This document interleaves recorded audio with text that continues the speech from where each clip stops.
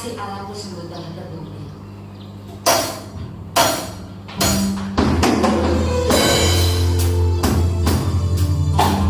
Kita siapkan hati kita mau mengalami Tuhan pada pagi hari ini.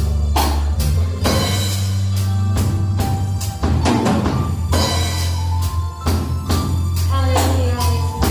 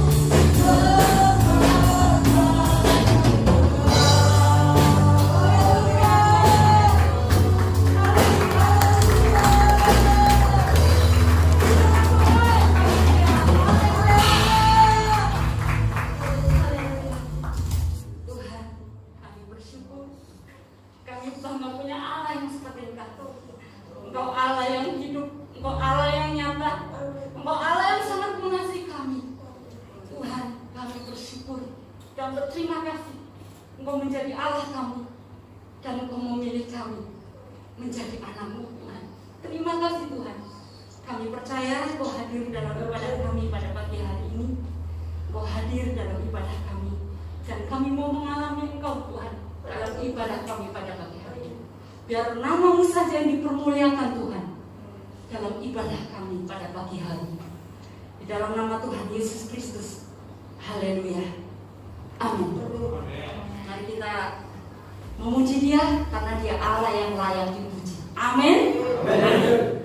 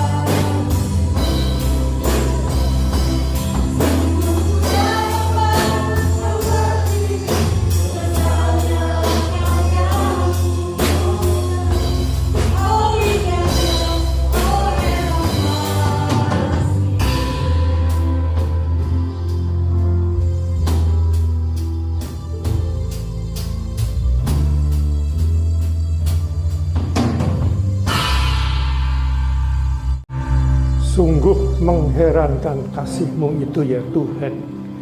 Sungguh mengagumkan kasih-Mu itu ya Tuhan. Kami bersyukur, berterima kasih punya Allah seperti Engkau yang demikian mengasihi kami, dinyatakan lewat matinya Engkau di kayu salib dan bangkit hari ketiga, hidup mengalahkan maut.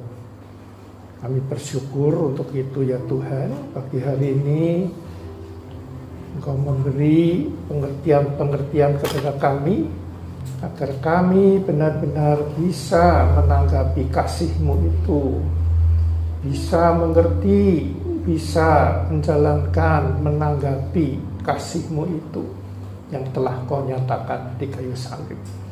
Terima kasih Tuhan, kami membuka hati kami untuk menerima firman-Mu dengan segenap hati kami. Dalam nama Yesus Kristus yang siap menerima firman Tuhan, katakan amin. Ya. Silakan duduk saudara. Nah, shalom ya saudaraku. Di dunia ini ya, banyak sekali kepercayaan, ya, banyak sekali agama, baik agama besar ya, yang jumlahnya banyak, ada 5, penganutnya yang banyak itu dikatakan agama yang besar ya, jumlahnya ada 5, dan yang lain beratus-ratus mungkin ribuan saudara ya. Nah, tapi ya yang paling menonjol daripada apa yang kita percayai, yaitu agama Kristen ya, adalah bahwa dikenal sebagai agama kasih ya.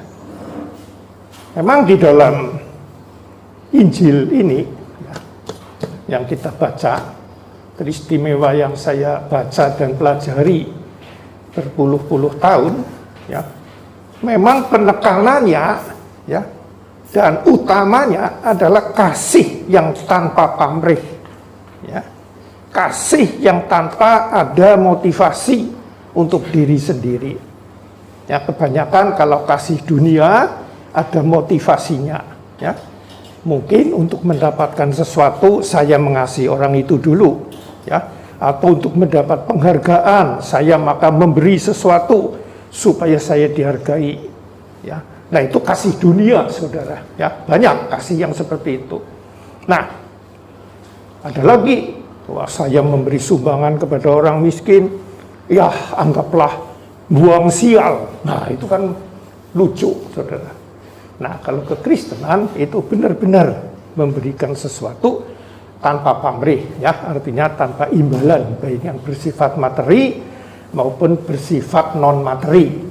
Mungkin ya pujian atau ya contohnya sajalah kita mempersembahkan sesuatu ya, mungkin ya ke gereja ya, yang dilihat itu selalu tulisan saya nama saya tercantum enggak.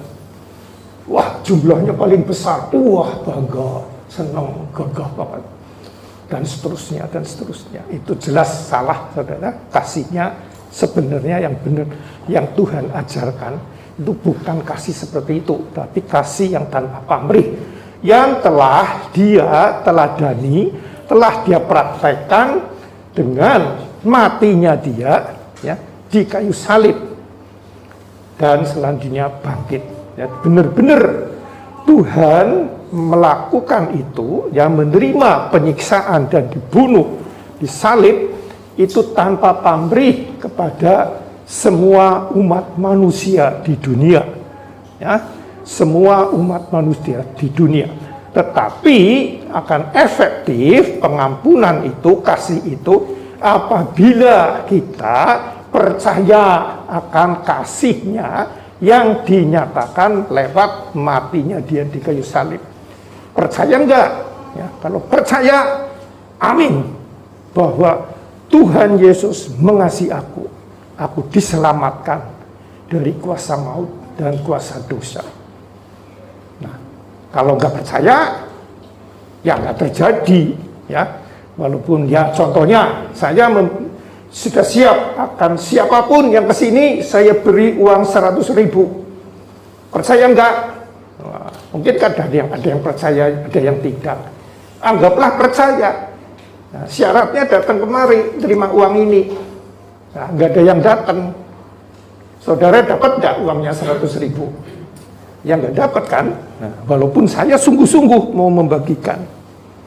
Jadi sebetulnya itu begitu gampang, saudara. Ya, pengertian iman sebetulnya itu percaya dan melangkah menuju kepada janji itu yang diucapkan oleh dalam hal ini Tuhan Yesus. Ya, kalau tadi ibaratnya yang mengucapkan itu adalah saya. Kemari menerima uang 100.000. Nah, jadi bukan sifatnya saya ngambil dompet dibagi-bagi ke satu-satu, walaupun saya bagi, kalau Anda nggak menanggapi, ya nggak terjadi, betul enggak? Harus benar-benar tangan Anda terima, oh ya terima kasih Pak Yoran, saya terima uang itu.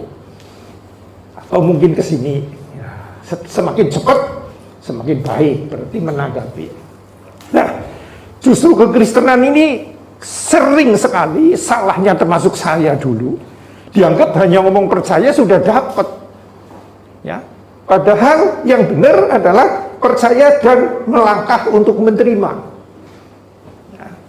Maka disebutkan di Yohanes 1 ayat 12, Yohanes pasal 1 ayat 12-13 disebutkan, barang siapa menerimanya diberinya hidup kekal sebagai anak Allah, yaitu yang percaya dalam namanya. Jadi bukan hanya di mulut saja.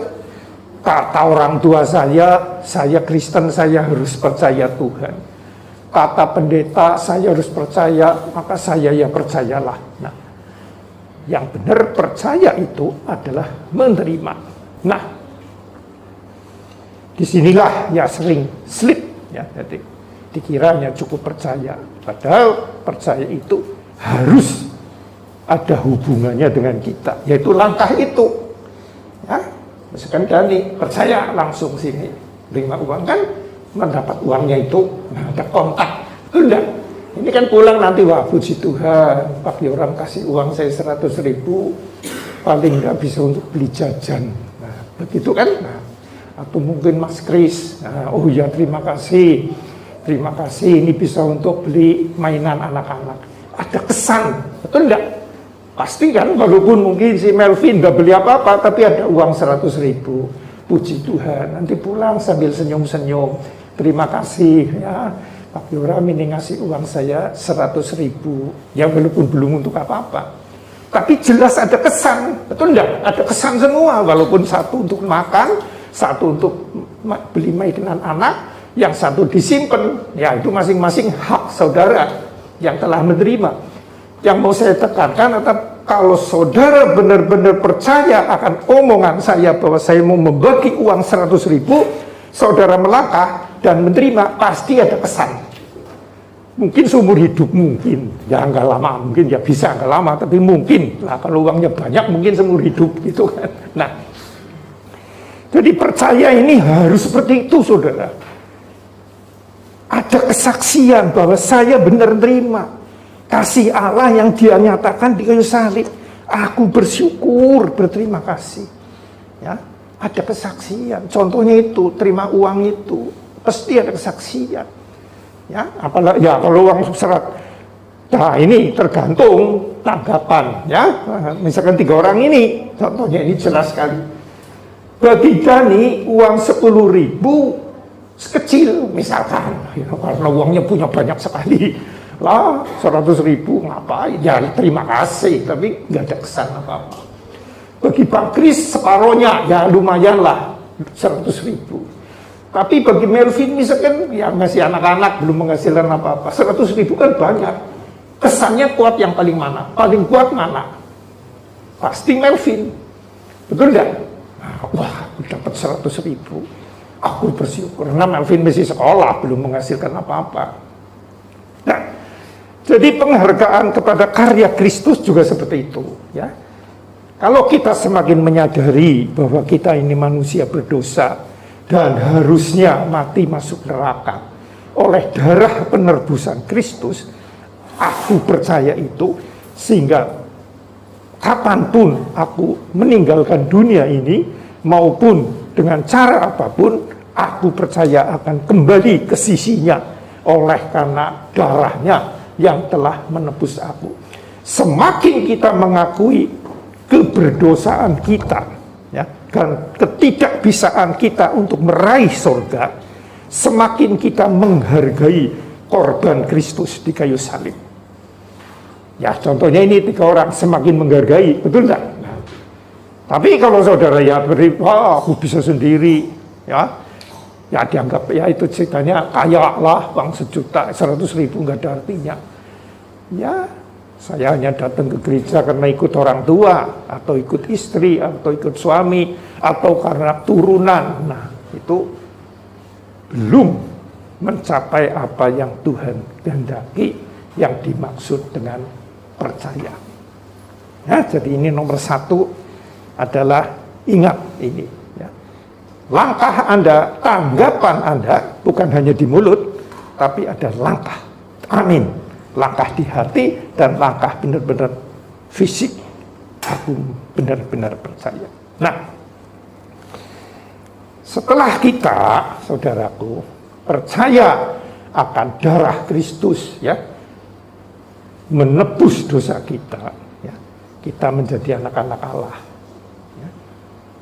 Nah, disitulah, saudara, mulainya proses, saudara, hidup baru.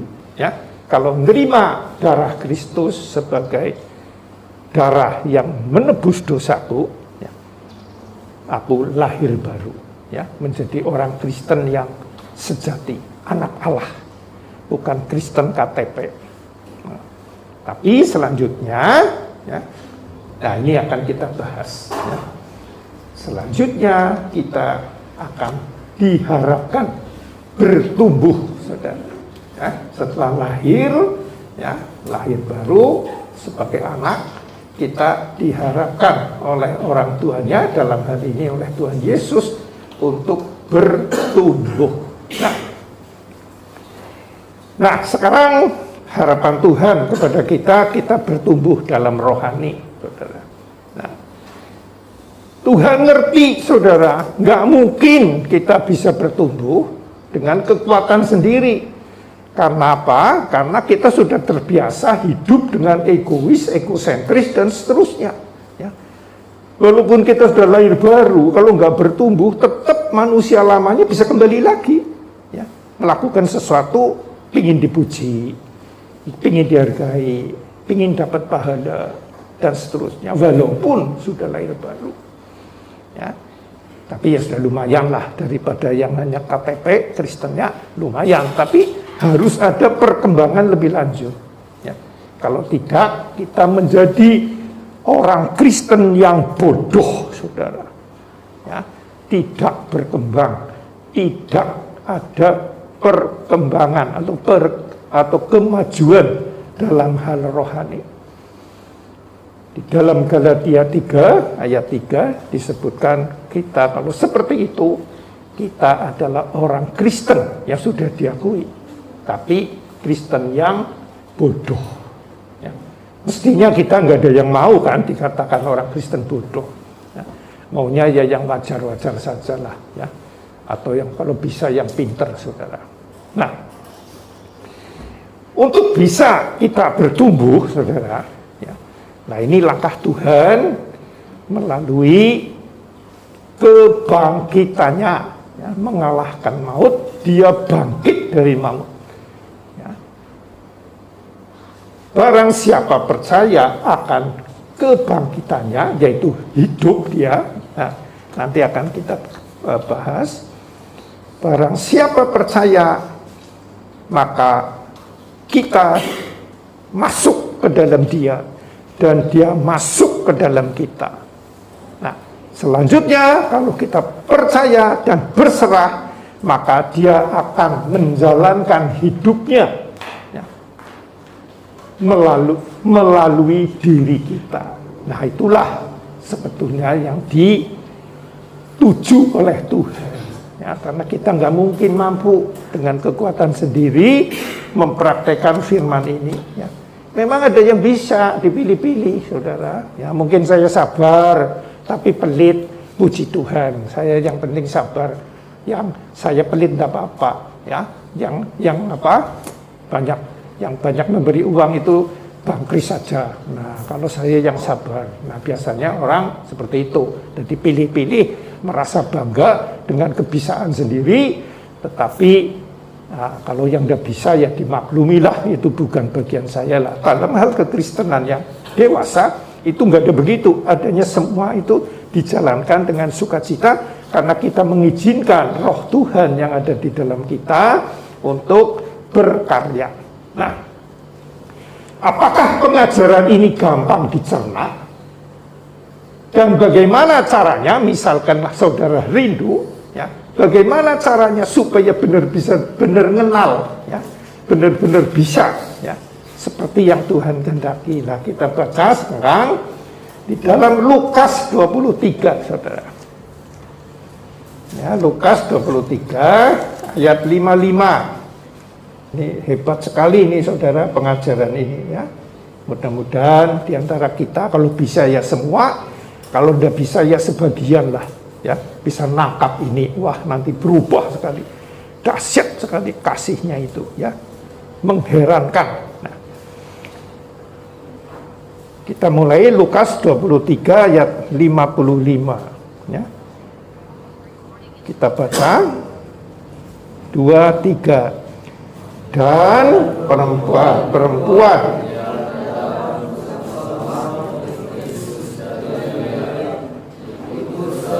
dan mereka melihat kubur itu dan bagaimana mayatnya dibalikan.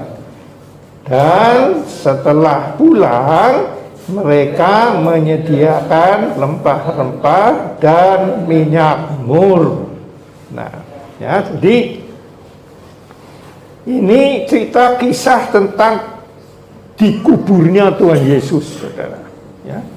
Nah, ini para perempuan, ya, perempuan-perempuan yang datang bersama-sama dengan Yesus dari Galilea, ikut serta, ya, dan mereka melihat kubur itu dan bagaimana mayatnya dibaringkan, ya, dan jelas-jelas bersaksi, ya, bahwa Yesus mati, ya, bahwa Yesus telah mati dan telah dibaringkan di kubur itu.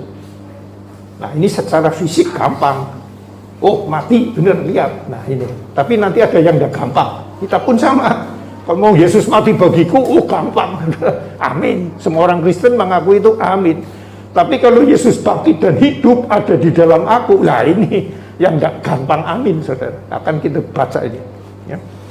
Dan setelah pulang mereka menyediakan rempah-rempah dan minyak mur. Nah, ya. Jadi perempuan ini punya hati, ya, yang benar-benar menghargai Yesus sebagai nabi waktu itu, ya, dan sebagai Allah yang menyelamatkan. Maka walaupun sudah mati, mereka pulang untuk menyediakan rempah-rempah. Nah, kita pun kalau mempunyai rinduan dan kesungguhan hati menghargai Kristus, kita pun akan siap melakukan sesuatu. Ini jangan dikiranya duit ya saudara, bukan uang. Ini hati saudara, hati yang benar-benar ingin, ya, melakukan sesuatu pada yang ini kan rempah-rempah ini untuk merempahi mayat Yesus maksudnya. Nah, melakukan sesuatu yang secara tradisi menghargai, ya, melalui merempah-rempah mayat itu. Kita pun sama, ya. Jadi harus menghargai karya Kristus di kayu salib. Nah, jadi ini syarat-syaratnya ya saudara. Dan pada hari Sabat mereka beristirahat menurut hukum Taurat. Tetapi pagi-pagi benar pada hari pertama minggu itu mereka pergi ke kubur membawa rempah-rempah yang telah disediakan mereka. Ya. Nah, ini harus punya kesungguhan saudara. Di samping materi itu rempah-rempah kan mesti dibeli. Ya. Kedua Pak, langkah, ya, dengan segala resiko dan konsekuensinya. Ini pagi-pagi buta, perempuan ini datang ke kubur. Nah, ini tidak gampang saudara.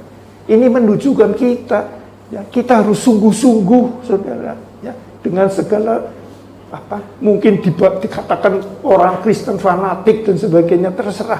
Yang penting saya pagi-pagi benar mau melihat kembali, mau merempahi, ya, membawa rempah-rempah ini kan tadi Yesus yang telah mati itu.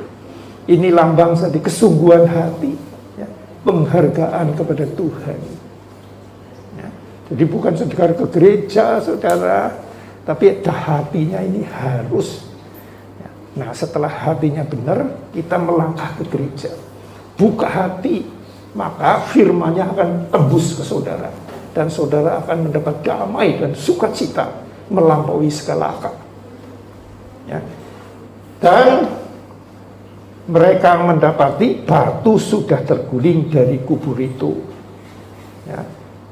Dan setelah masuk, mereka tidak menemukan mayat Tuhan Yesus.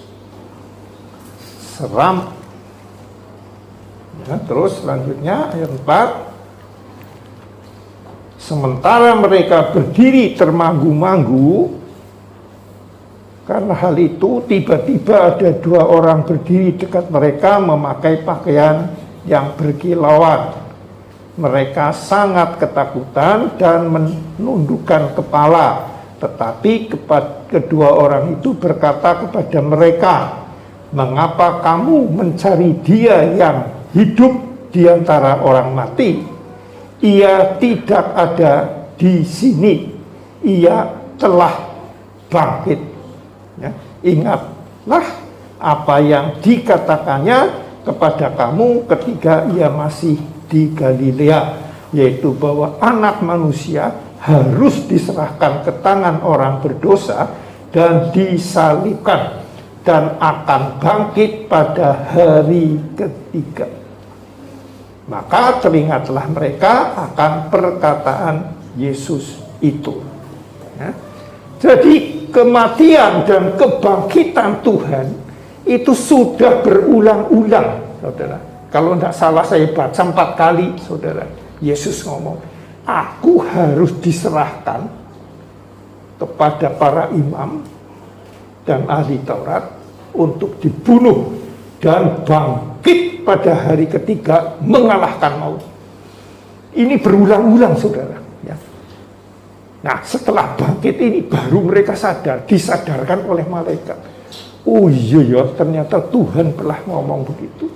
Disinilah saudara, dahsyatnya firman Tuhan ini. Apabila kita percaya, maka terjadi.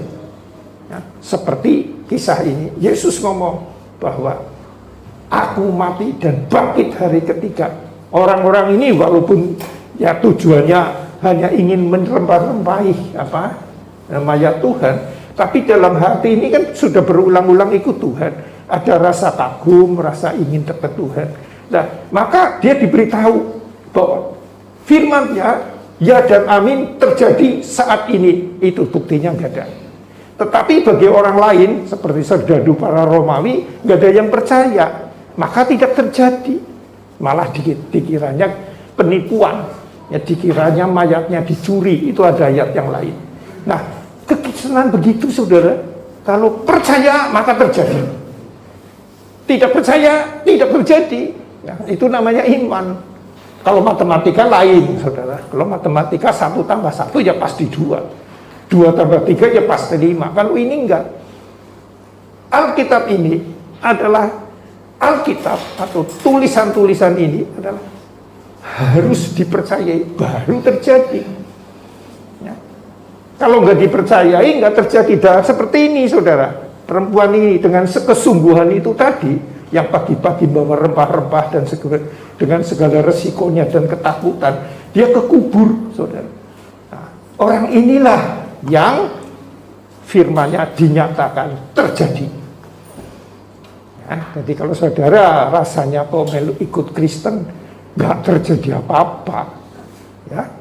Ruwet bener, saben hari puyeng, pusing, bundet hidupnya, ya, mungkin ekonomi, mungkin sakit penyakit, mungkin keluarga dan lain-lain.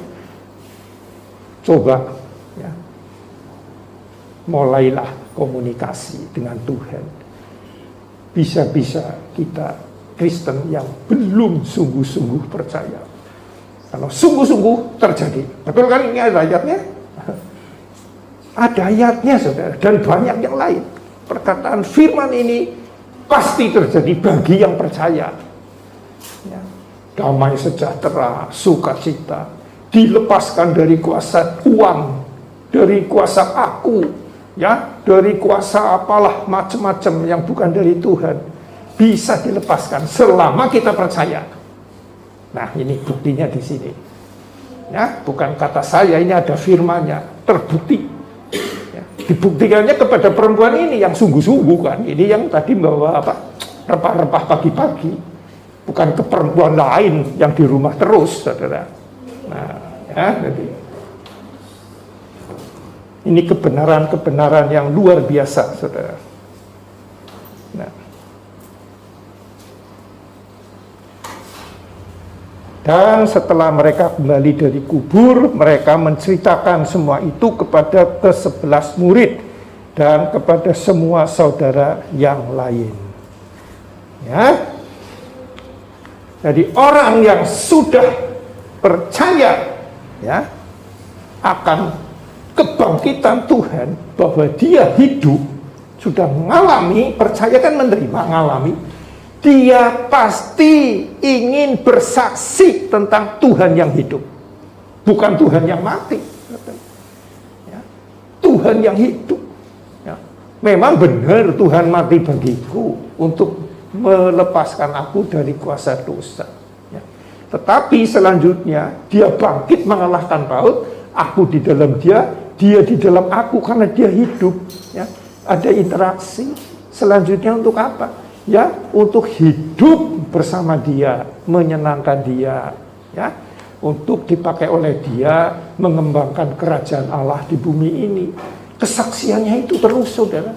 Bukan kesaksian materi, ya, ikut Tuhan tambah sugih, ya, tambah gini, tambah itu secara dunia. Bukan. Kesaksian yang luar biasa bahwa Tuhanku hidup, bangkit hari ketiga, mengalahkan maut. Kesaksian ini yang diceritakan di awal bangkitnya Tuhan ini. Memang di kejadian lama, di perjanjian lama, barang siapa yang percaya akan diberkati secara materi. Ya. Tetapi itu perjanjian lama. Sekarang kita sudah di zaman kasih karunia. Yesus sudah bangkit. Sekarang berkatnya itu berkat penyatuan kita dengan dia, saudara. Aku di dalam dia di dalam aku. Ini yang gak bisa dibayar dengan uang. Berapa ribu triliun pun gak bisa, saudara. Ini yang dicari oleh para nabi, saudara. Berabad-abad. Ya, beribu-ribu tahun. Ini ada ayatnya, saudara. Dicari, diteliti kapan datangnya waktu itu. Yaitu bangkitnya Tuhan dari kematian. Ya. Nah, ini dialami oleh para perempuan ini. Karena tadi ada keseriusan, ya, untuk benar-benar ingin menyenangkan Tuhan. Kita pun sama, saudara.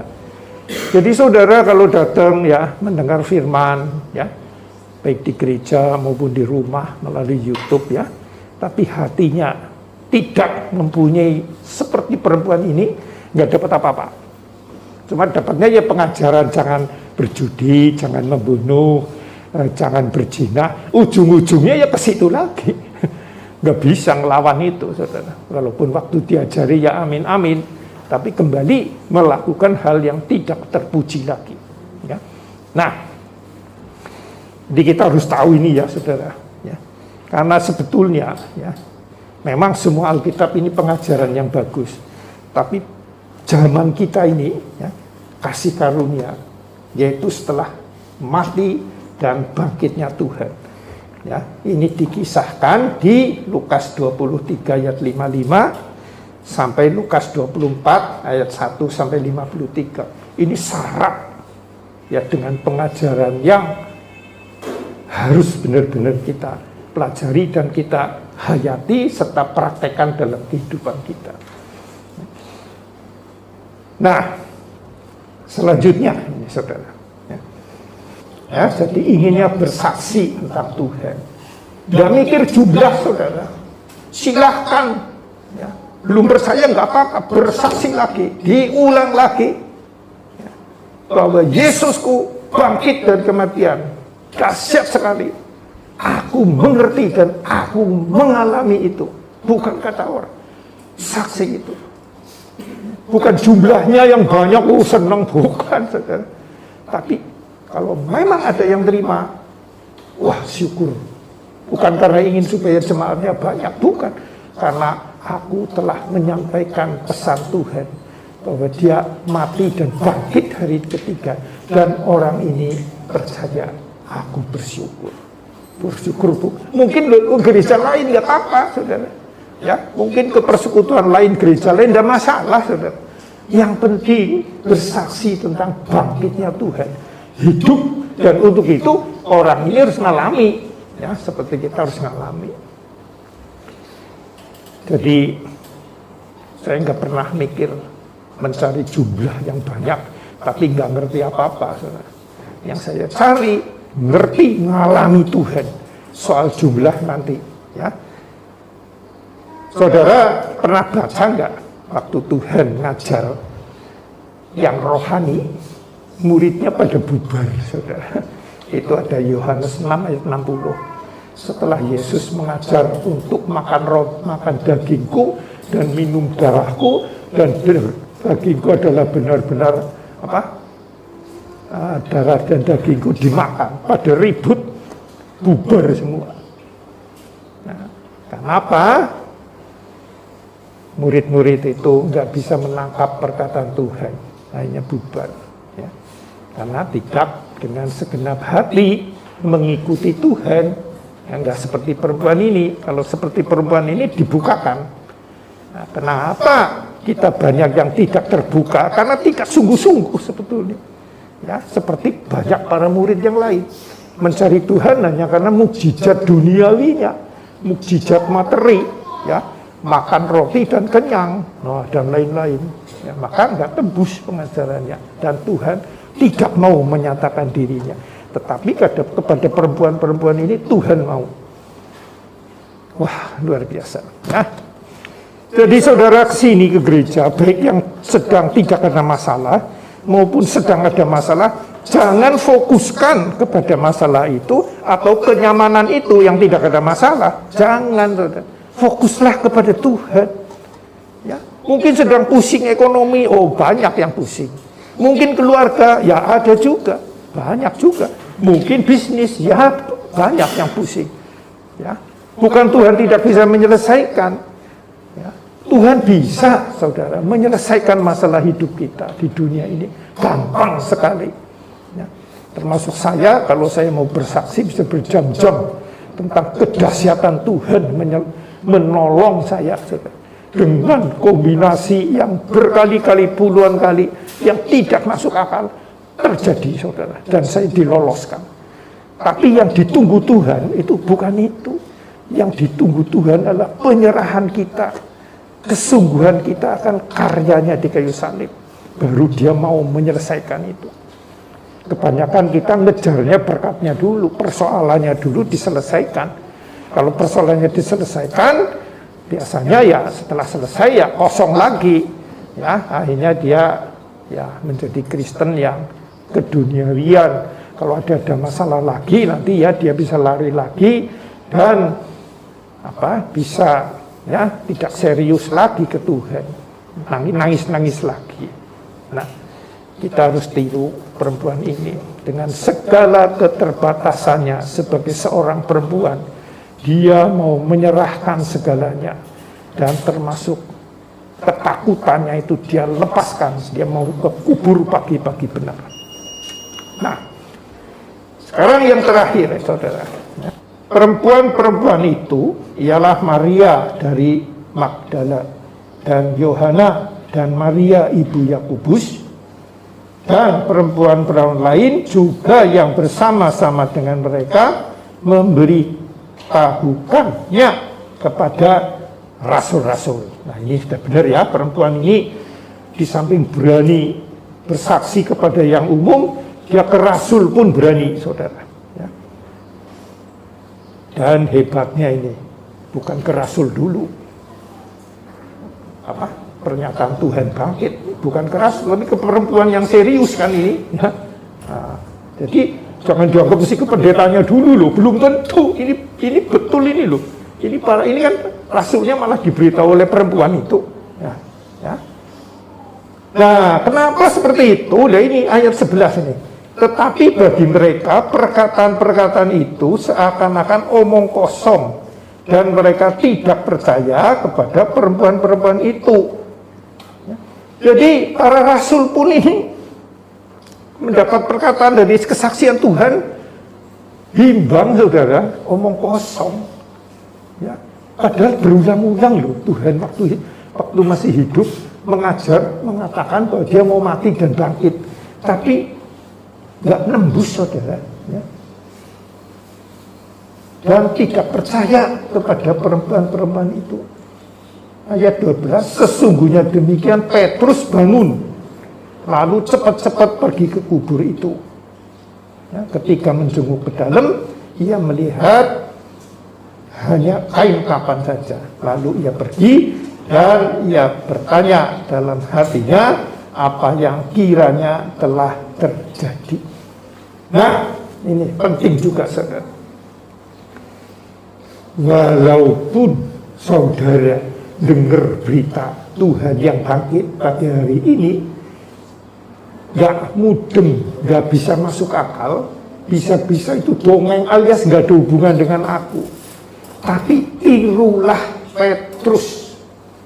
Walaupun dikatakan ya para rasul tidak percaya dan itu dianggap omong kosong, nah seperti kita ini pasti banyak ini di sini ya, yang angel itu sulit ya, terlalu jauh itu ini itu pokoknya macam-macam ya. Ingat, tirulah Petrus. Sesungguh pun demikian Petrus bangun lalu cepat-cepat pergi ke kubur itu. Ya, ketika ia menjenguk ke dalam, ia melihat kain kapan saja. Lalu ia pergi dan ia bertanya dalam hatinya apa yang kiranya telah terjadi. Ya, jadi walaupun saudara ragu-ragu, bimbang, ya, karena ini masalah rohani dan masalah iman, maka yang penting saudara mau melangkah dengan apa? Ya melangkah itu ke kubur ya dalam hal ini. Dan mulai menyimpang ini saudara, yang terakhir ini. Ia pergi dan bertanya dalam hatinya apa yang kira-kira telah terjadi. Nah ini mulai direnungkan saudara, digayam, dimakna. Yesus kok bangkit ya? Terus mulai bayangkan dulu memang, oh iya dulu pernah berapa kali loh Tuhan bicara bahwa dia mau diserahkan ke para imam, mau dibunuh, bangkit hari ketiga. Oh iya ya sekarang mulai aku ngerti ternyata benar loh bangkit. Ini yang dikatakan bayam begitu. Ya, direnungkan dalam hati, bukan merenungkan nasib sendiri yang sedang mumet, bukan. Ya, ini mereka pun jadi mumet saudara, junjungannya mati, mumet. Ya, sarane komandannya ini jenderal tertingginya mati ya puyeng prajuritnya. Ya, ini enggak. Oh, ternyata iya ya benar-benar bangkit ya. Dulu saya ingat waktu di mana itu 2 kali, padahal 4 kali pernah ngomong. Oh iya berarti ya dan amin loh. Tuhan menggenapi firman-Nya. Ya, aku bersyukur bahwa Dia Allah yang hidup. Ya, sekarang aku percaya. Nah itu, sudahkah kita seperti itu? Kalau belum, jangan harap saudara mengenal Allah yang hidup, karena nggak cocok dengan ini kan jelas sekali. Ya, tetapi kalau saudara mau bertobat dan seperti Petrus, walaupun ragu-ragu dan dianggap itu omong kosong, tapi dia mau melangkah ya, dan mau menggayem. Ngomong ke Tuhan, aku belum ngalami Tuhan. Ya, kata orang masuk mengalami hidup, engkau kata firman, bukan kata saya ya, ini kata firman kok. Salah tadi kata firman. Engkau hidup, saya belum ngalami. Saya rindu Tuhan ngalami itu. Bener rindu. Ya, katanya kalau percaya, ya, akan bisa menerima, bisa ngalami. Saya kok belum ngalami, berarti belum percaya sesuai yang kau katakan. Aku mohon petunjuk Tuhan, mohon. Gitu, nanti klik dengan Tuhan. Ya, karena Tuhan akan hadir apabila kita membicarakan Dia, ya, menggayang Dia, merenungkan Dia, ya, terhadir, pasti menjawab. Karena Tuhan rindu sekali. Tujuan Tuhan dari surga turun ke dunia menebus dosa kita untuk bisa hubungan kembali, bisa berkomunikasi kembali. Ya, komunikasinya ini berbagai cara, ada melalui mimpi, melalui suara audible, bisa suara batiniah, bisa penglihatan dan macam-macam. Yang nggak bisa sama, nggak tentu sama. Ya. Jadi ini caranya begitu. Ya. Apakah setelah ini jadi masalah selesai langsung? Oh, belum tentu.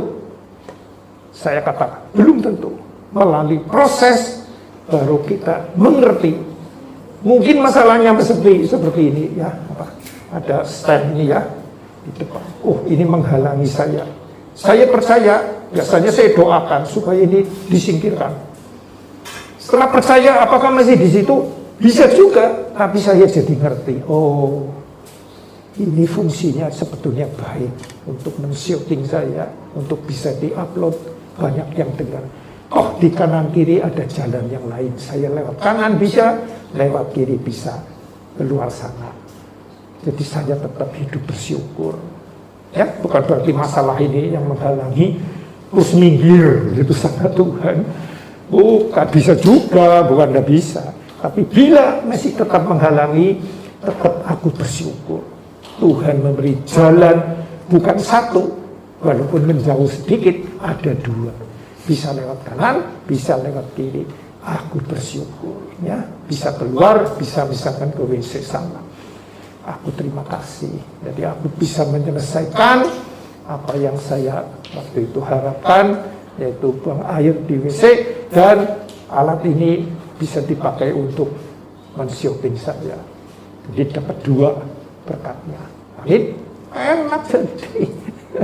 Umumnya saya ingat ini, saya tutup kesaksian. Pada awal saya jadi orang Kristen, saudara. Saya entah gimana ya, berulang-ulang, mungkin ya berpuluh-puluh, mungkin banyak sekali. Itu Tuhan jadi ngomong, saudara. Saya kan lagi puyeng sekali, budak bisnis saya. Ya. Saya itu diperlihatkan, saudara. Ada tembok, ya, tembok bata batu, bukan bata merah, yang dari batu itu loh, ditumpuk-tumpuk, tapi ada semennya. Saya bingung, gimana ini ya? Dalam pikiran itu, tembok itu yang menghalangi supaya saya bisa ke sana. Tuhan ngomong, saya bisa meruntuhkan tembok itu. Kamu kan menghentikannya begitu supaya kamu dapat ke sana. Ya Tuhan. Ada cara lain, ya, yaitu engkau saya gendong, saya lompati tembok itu. Suka yang mana? Aku waktu itu bingung, saudara. Loh, gimana ya aku begini? Karena saking kolemnya, saudara. Lah, saya percaya saja. Saya minta digendong sajalah Tuhan. Ya, karena saya sudah menyerah. Nggak mungkin saya bisa ya meruntuhkan tembok ini. Benar, saudara. Hanya saya dibawa ke sana, melompati tembok itu. Dan saat di atas, dari atas tembok itu ternyata hanya garis. Tahu ya maksudnya, kalau dari sini kan temboknya menghalangi, dari atas hanya garis. Jadi persoalan yang kamu anggap besar, kalau kamu bersama aku, itu kecil. Seperti garis itu. Dan engkau melewati sana. Wah, aku syukur. Dan ternyata ada ayatnya, saudara. Di Mazmur berapa ya waktu itu? Mazmur 11 apa ya? Tapi ada, ya. Pengalaman itu nggak akan lupa seumur hidup saya. Digendong Tuhan melewati tembok yang menghalangi. Ini ada ayatnya. Setelah dibaca-baca ketemu ini. Nih, Hebat sekali Tuhan. Nah ini ya, bacakan ini. Bentar. Bersama Tuhan. Nah ini ditulis ini. Mazmur 18 ayat 30b. Ya, 30 ya. 18 ayat 30. Coba ini dibuka ini. Ini bagi yang sedang menghadapi masalah apapun ini. Yuk, baca. 2, 3. Adapun Allah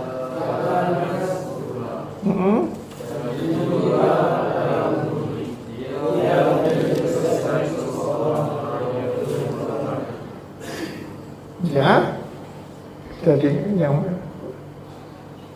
sebentar.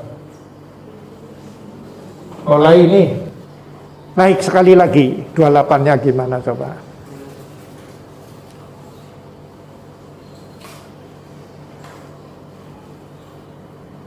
Nah ini mulai di sini nih ya. Ayo baca 2, 3. Karena engkaulah yang membuat pelitaku bercahaya, Tuhan Allahku menyinari kegelapanku. 29. Karena dengan engkau aku berani menghadapi gerombolan, dan dengan Allahku aku berani melompati tembok. Nah, ini. Adapun Allah jalannya sempurna, janji Tuhan adalah murni. Dia menjadi perisai bagi semua orang yang berlindung padanya. Nah itu ada ya ayatnya yang digendong Tuhan, ada. Itu gak sengaja saya baca 10. Oh ada ya. Dan ini dialami ya. Nah itu, puji Tuhan.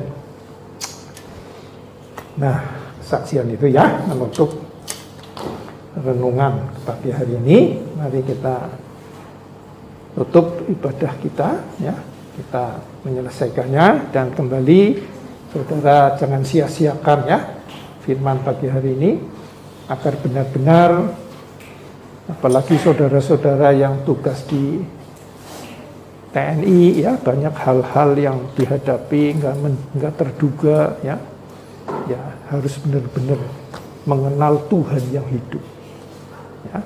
Nanti banyak hal yang bisa Tuhan singkapkan ya. Oke, kita tutup Alkitab kita berdoa.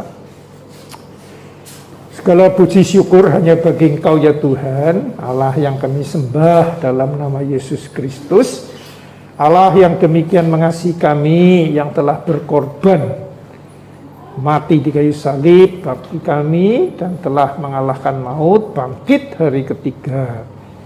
Sekarang kami ada di dalam Engkau dan Engkau di dalam kami percaya itu ya Tuhan. Hamba berdoa untuk pagi hari ini, bagi ada anak-anak-Mu yang belum percaya bahwa Engkau bangkit atau belum mengalaminya, hamba mohon Tuhan Roh Kudus supaya Engkau menyingkapkan diri-Mu kepada mereka yang sungguh-sungguh ingin mengenal Engkau yang hidup secara pribadi ya Tuhan. Karena hamba percaya Engkau jauh rindu untuk hubungan dengan kami, orang-orang yang percaya dalam nama-Mu, daripada kami ingin hubungan dengan Engkau. Percayalah Tuhan, dengan segenap hati kami rindu akan Engkau dan rindu Engkau yang hidup itu. Terima kasih Tuhan untuk itu semua. Dan sebentar kami akan menutup persekutuan ibadah pagi hari ini. Kami akan pulang ke rumah masing-masing. Saudaraku yang terkasih, mari kita bangkit berdiri. Haleluya. Yang terkasih dalam nama Tuhan Yesus Kristus, yang telah menerima berkat kasih yang melimpah dari Allah Bapa, kasih karunia dari Yesus Kristus, dan persekutuan kekal dengan Roh Kudus.